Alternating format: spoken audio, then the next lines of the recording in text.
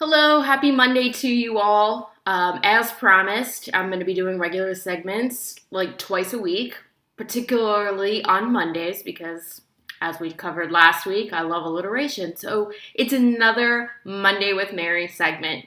And the one question that I get, particularly when I'm like randomly just talking to somebody that's new to me, that I'm meeting at a networking event or even out or friends of, new friends of friends, is always, how do you do what you do? Like, where do you find these people? How do you decide who's going to be a good match for one of your clients?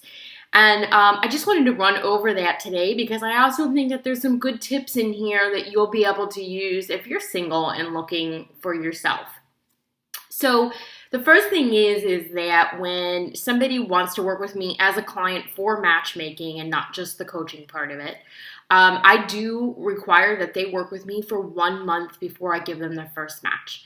This really helps me to help identify any kind of limiting beliefs, some patterns, some wounds, hurts that need to be worked on to be healed, because the reality of the situation is it doesn't really do me any good to go and just find somebody to match them with randomly. And then they aren't really capable yet of having the kind of level of relationship that they're telling me that they want.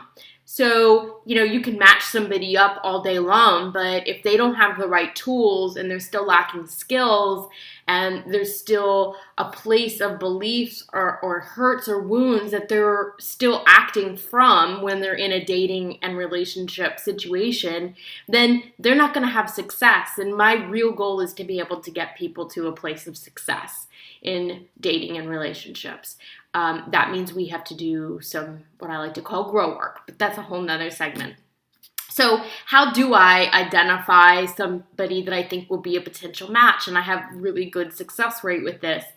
It is largely about my really understanding my client, having an intuitive awareness of what's really going to work best for them, of what their truths really are.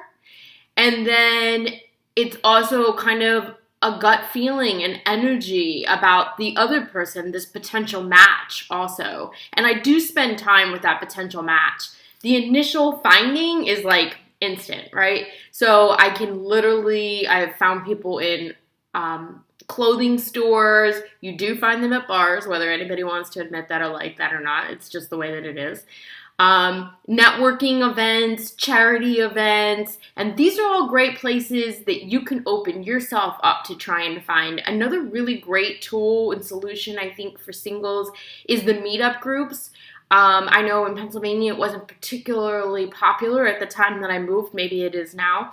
But here in this part of Florida in particular, meetup groups are great. They're really popular. You go on meetup.com, you type in any kind of theme, any kind of interest or hobby that you have, and there's tons of groups. So you're getting a chance to meet somebody who's like-minded. And that is really important. That's definitely, if you're looking for a serious relationship, you want a real life partner, that's what you want to be doing, right? Is finding some common interests. So I find that potential match. I have an instinct, a knowing about, I think he or she could be the one for my client. And then schedule them, you meet up with them. I always say I pick up chicks because my matchmaking clients are male. But, I'm sorry, this is going to sound really strange, but are you single by any chance? And then have a conversation, set up a date for coffee to be able to get to know them better. And then, we'll go ahead and through the rest of the process that make sure that there's a mutual interest initially before I set up a meeting, a first date for them. So that's a little bit about how I do it.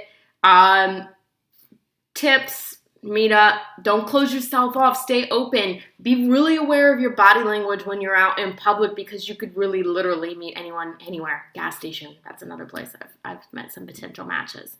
And so the other thing that I would just say is go with your gut.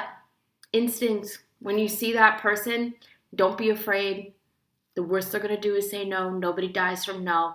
And so go with that gut instinct that we all have that's intrinsic to us, to somebody that you might be attracted to. All right, everyone, please don't forget comments, questions, things you'd like me to answer. Go ahead and put them below. And I will see you all later in the week. Have a great rest of your day. Bye-bye.